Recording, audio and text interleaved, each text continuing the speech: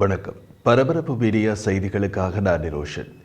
கடந்த வாரம் பிற்பகுதியில் சிரிய ஜனாதிபதி பஷார் அல் அசாத்தின் படைகளை வியப்பில் ஆழ்த்திய ஒரு பெரிய போர் முன்னேற்றத்தை தடுக்க முடியாமல் சிரிய மற்றும் ஈரானியர் ராணுவங்கள் திணறுகின்றன. சிரியாவுக்கு ரஷ்யாவும் ஆதரவு கொடுக்கிறது என்ற போதிலும் ரஷ்ய ராணுவம் தரை தாக்குதல்களில் ஈடுபடுவதில்லை. தரை தாக்குதல்களில் ஈடுபடும் அளவில் ரஷ்யாவுக்கு சிரியாவில் ஆள்பலமும் கிடையாது. இருப்பினும் HTS எனப்படும் ஹயாத் தஹ்ரீர் அல்-ஷாம் இயக்கத்தின் தலைமையிலான இஸ்லாமிய இயக்கங்கள் முன்னேற்றத்தை தடுக்க முயற்சியில் சிரிய இராணுவத்திற்கு ஆதரவாக ரஷ்ய விமான தாக்குதல்களை நடத்தியது. பல பகுதிகளில் இருந்து பின்வாங்கிய பின்னர் சிரிய இராணுவம் எதிர் தாக்குதலுக்கு மீண்டும் ஒருங்கிணைத்து வருவதாக சிரிய பாதுகாப்பு அமைச்சு கூறியுள்ளது. மேலதிக இராணுவ உதவியை ஈரானிடம் கோரியுள்ளது சிரிய அரசு தலைமை. ஆனால் சிரியாவில் ஈரானிய இராணுவத்தின் நிலைமையும் மிக கவலைக்கிடமாக உள்ளது. ஒரு தசாப்தத்திற்கு மேலாக அசாத்தின் ஆட்சிக்கு மிக முக்கியமான சவாலாக இருக்கும் பல்வேறு இஸ்லாமிய இயக்க படைகளுக்கு எதிராக அதன் சொந்த போர் விமானங்களும் விமான தாக்குதல்களை நடத்தியதாக சிரிய விமானப்படை கூறியது. ஈரான் மேலதிக துருப்புக்களை சிரியாவுக்கு அனுப்ப விரும்பாது அல்லது அனுப்ப முடியாத பின்னணியில் ஈரானிய அதிகாரிகள் அசாத் ஆட்சியை காப்பாற்றுவதற்கு ராஜதந்திர முயற்சிகளை தொடங்கியுள்ளார்கள். ஈரானியர்கள் இது தொடர்பாக துருக்கியுடன் தீவிரமாக பேச தொடங்கியுள்ளார்கள். காரணம், ஹயாத் தஹ்ரீர் அல்-ஷாம் இயக்கம் ஒரு துருக்கி ஆதரவு இயக்கம். HTS இயக்கத்தின் மின்னல் வேக தாக்குதலை நிறுத்த முடியுமா என்று சிரிய இராணுவத்தின் முயற்சி வெற்றி பெறுவது என்பது ரஷ்யாவும் ஈரானும் அசாத் ஆட்சிக்கு எவ்வளவு ஆதரவை வழங்குகின்றன என்பதை பொறுத்தது. பல்லாயிரக்கணக்கான பொதுமக்களை கொண்டு உள்நாட்டு போரில் நாடு மூழ்கியிருந்த நிலையில் ஜனாதிபதி அசாத் அதிகாரத்தில் ஒட்டிக்கொள்வதில் இரு கூட்டாளிகளும் முக்கிய பங்கு வகித்தனர்.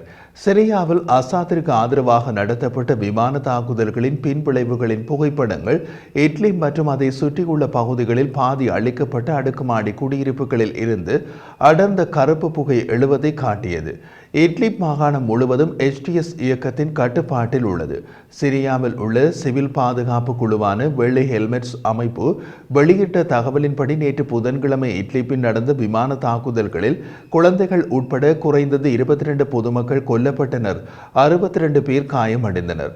HTS இயக்கத்தின் முன்னகர்வு ஆச்சரியத்தை ஏற்படுத்துகிறது. காரணம், அவர்கள் ஒரே நேரத்தில் பல முனைகளில் நகருகிறார்கள். மேற்கு சிரியாவின் அலிப்போ மாகாணத்திலும் நகர்கிறார்கள், ஹமா மாகாணத்திலும் நகர்கிறார்கள். அலிப்போ மாகாணத்தில் பெரும்பாலான இடங்களை கைப்பற்றி மீதி இடங்களை கைப்பற்ற நகர்கிறார்கள். ஆரம்பத்தில் இவர்களிடம் இவ்வளவு ஆயுதங்கள் மற்றும் இராணுவ சாதனங்கள் திடீரென்று எப்படி கிடைத்தன என்ற கேள்வி இருந்தது. இப்போது அதற்கு மேலதிகமாக சிரிய மற்றும் ஈரானிய படைகளிடமிருந்து கைப்பற்றப்பட்ட ஆயுதங்கள் மற்றும் இராணுவ சாதனங்கள் HTS இயக்கத்தின் கைகளில் உள்ளன. ஹமா நகரத்தை கைப்பற்றுவதற்கான போர் நேற்று இரவில் இருந்து தீவிரமாக நடக்கிறது. அந்த நகரத்தில் எந்த அளவு பகுதி அரசாங்கத்தின் கட்டுப்பாட்டில் உள்ளது என்பது தெளிவாக தெரியவில்லை. இந்த திடீர் தாக்குதலின் பின்னணியில் வெளிச்சக்திகள் இருக்கலாம் என்ற சாத்தியத்தை அடியோடு மறுக்க முடியாது. ஹெஸ்போல்லாவும் இஸ்ரேலும் லெபனானில் போர் நிறுத்தத்திற்கு ஒப்புக்கொண்டதை அடுத்து கடந்த வாரம் சிரியாவில் முதல் தடவை தாக்குதல்களை தொடங்கின. லெபனானில் போர் நிறுத்தம் ஒழுங்காக நடைமுறைப்படுத்தப்பட்டால் ஈரானுக்கு லெபனானில் அழுத்தம் கொடுக்க முடியாது. ஈரானில் இஸ்லாமிய எதிர்ப்பு நச்சு கூட்டணிக்கு லெபனானில் மேலும் மேலும் அழிவை ஏற்படுத்த முடியாது என்ற நிலை ஏற்பட்டால் அடுத்த தேர்வு சிரியாவில் ஈரானுக்கு அழிவை ஏற்படுத்துவதுதான். ஈரானிய வெளியுறவு அமைச்சர் அப்பாஸ் அராக்ஷி அலிப்போவுக்கு HTS இயக்கம் முன்னேறுவது மேற்கு ஆசிய பிராந்தியத்தை சீர்குலைக்கும் இஸ்ரேலிய மற்றும் அமெரிக்காவின் பரந்த திட்டத்தின் ஒரு பகுதி என குற்றம் சுமத்தியது பற்றி பரபரப்பு மீடியாவில் நாம் வெளியிட்ட காணொலியில் தெரிவித்திருந்தோம். இப்போது அதையே எதிரொலித்துள்ளார் ஈரானின் ஆயுதப்படைகளின் தலைமை தளபதி மேஜர் ஜெனரல் முகமது பகேரி.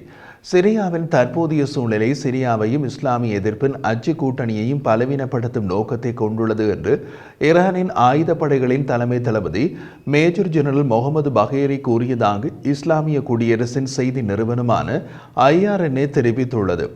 இஸ்லாமிய எதிர்ப்பின் அச்சு கூட்டணி என்பது ஈரான் மற்றும் சிரிய ஆசிய நாடுகளையும் ஹமாஸ், ஹெஸ்போலா, ஹவுதிகள் மற்றும் ஈராக்கில் உள்ள ஈரானிய ஆதரவு ஷியா பிரிவு அமைப்புகளையும் உள்ளடக்கியது. இஸ்ரேலும் அமெரிக்காவும் சிரியாவில் HTS இயக்கத்தின் தாக்குதல்களை ஒருங்கிணைத்ததாக பகேரி கூறியதாக கூறப்படுகிறது. ரஷ்ய பாதுகாப்பு அமைச்சர் ஆண்ட்ரே பெலோசோவ், ஈராக்கிய மேஜர் ஜெனரல் யாக்கியா ரசூல் மற்றும் சிரிய இராணுவ தளபதி அப்துல் கரீம் மஹ்மூத் இப்ராஹிம் ஆகியோருடன் ஈரானின் ஆயுதப்படைகளின் தலைமை தளபதி மேஜர் ஜெனரல் முகமது பகேரி நடத்திய தொலைபேசி அழைப்புகளில் இந்த கருத்துக்கள் தெரிவிக்கப்பட்டதாக IRNA தெரிவித்துள்ளது. கடந்த வாரம் HTS இயக்கம் அலிப்போவுக்குள் நுழைந்து நகரை கைப்பற்றியதில் இருந்து ஈரானிய இஸ்லாமிய குடியரசு இத்தகைய கருத்துக்களை மீண்டும் மீண்டும் வலியுறுத்தியுள்ளது. ஈரானிய நாடாளுமன்றத்தின் சபாநாயகர் டொகாமெட் பாக்கர் ஹலிஃபாஃப் கூறிய போது HTS இயக்கத்தின் தாக்குதல்கள் அமெரிக்கா மற்றும் இஸ்ரேலிய ஆட்சியின் சதியின் ஒரு பகுதி என்று கூறினார். ஈரானியர்கள் இப்படி மீண்டும் மீண்டும் கூறுவதிலிருந்து சிரியாவில் ஈரானுக்கு மிக கடுமையான சேதம் ஏற்பட்டுள்ளது என்பதை புரிந்து கொள்ள முடிகிறது. அசாத்திற்கு ஆதரவாக சிரியாவின் உள்நாட்டு போரில் ஈரானின் சார்பில் ஹெஸ்புல்லாவும் தமது இயக்கத்தினரை ஆயிரக்கணக்கில் அனுப்பியது. ஆனால் இந்த சுற்று போர் வெடித்த பின்னர் தமது இயக்கத்தினரை அனுப்பப் போவதில்லை என்று ஹெஸ்புல்லாவின் தலைவர் கூறிவிட்டார். போர் தொடங்குவதற்கு முன்பே ஹெஸ்புல்லாவின் ஆட்களை இஸ்ரேலுடன் போரில் ஈடுபட லெபனானுக்கு அழைத்துக் கொண்டார்கள். இப்படி ஒரு திடீர் போர் சிரியாவில் தொடங்கும் என்று தெரியாத ஈரானும் அனுமதி கொடுத்து விட்டது. அதனால் சிரியாவின் திடீரென போர் தொடங்கி மின்னல் வேகத்தில் HTS இயக்கம் முன்னேறும் நிலையில் தரையில் அதை தடுத்து நிறுத்த வேண்டிய பொறுப்பு ஈரானின் தலையில் வீழ்ந்துள்ளது. அதனால் தான் ஈரான் அலறுகிறது. அமெரிக்க தேசிய பாதுகாப்பு ஆலோசகர் ஜேக் சுலைவன் NBC தொலைக்காட்சியில் நடந்த ராணுவ ஆய்வு நிகழ்ச்சியில் கலந்து கொண்ட போது ஈரான், ரஷ்யா மற்றும் ஹெஸ்புல்லா ஆகிய 3 முக்கிய தரப்புகளால் ஆதரிக்கப்படும் உள்நாட்டு போரில் பல ஆண்டுகளாக சிரிய அரசாங்கம் ஈடுபட்டுள்ளது என்பதை நினைவில் கொள்ளுங்கள். அந்த 3 தரப்புகளும் வேறு இடங்களில் பலவீனம் அடைந்துள்ளனர் என்று கூறினார். ஈரான் சிரியாவுக்கு ராணுவ ஆதரவு விஷயத்தில் அடக்கி வாசிக்க விரும்பினாலும் ராஜதந்திர ஆதரவை வெளிப்படுத்தி வருகிறது. ஈரானிய ஜனாதிபதி மசூத் பெசஷ்கியான் அசாத்துடன் தொலைபேசியில் பேசினார். ஈரானிய அரசு ஊடகங்கள் வெளியிட்ட செய்தியின் சுருக்கத்தின்படி டமாஸ்கஸ் வெற்றி பெறும் திறனில் பெசஷ்கியான் நம்பிக்கை தெரிவித்தார். ஈரானின் வெளியுறவு அமைச்சர் துருக்கிக்கு பயணம் செய்தார். அவரது பயணம் பிராந்திய ஒற்றுமையை நோக்கமாக கொண்டது என்று தெரிவிக்கப்பட்டது. ஆனால் துருக்கி ஆதரவு HTS இயக்கத்தை அமைதிப்படுத்த துருக்கி என்ன செய்யும் என்று ஆழம் பார்ப்பதற்கு அவரது பயணம் அமைந்திருக்கலாம். துருக்கி தற்போதைய தாக்குதலில் நேரடியாக பங்கேற்பதாக தெரியவில்லை. ஆனால் துருக்கி பச்சை கொடி காட்டிய பின்னரே துருக்கி ஆதரவு HTS இயக்கம் தமது திடீர் தாக்குதலை தொடங்கியிருக்கும். அது ஈரானுக்கும் நன்றாகவே தெரியும்.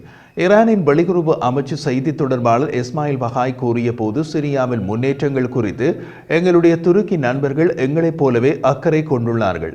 மேலும் தீவிரவாதம் எப்போதும் வெற்றி பெறுவதில்லை என்பதை நாங்கள் அனைவரும் அறிவோம் என்று கூறினார். இதில் உள்ள தமாஷ் என்னவென்றால் ஈரானும் சிரியாவும் துருக்கி ஆதரவு HTS இயக்கத்தை தீவிரவாத இயக்கம் என்கின்றன. அதே நேரத்தில் அவர்கள் தமது ஆதரவு இயக்கங்களாக தீவிரவாத இயக்கங்களை வைத்திருக்கின்றன.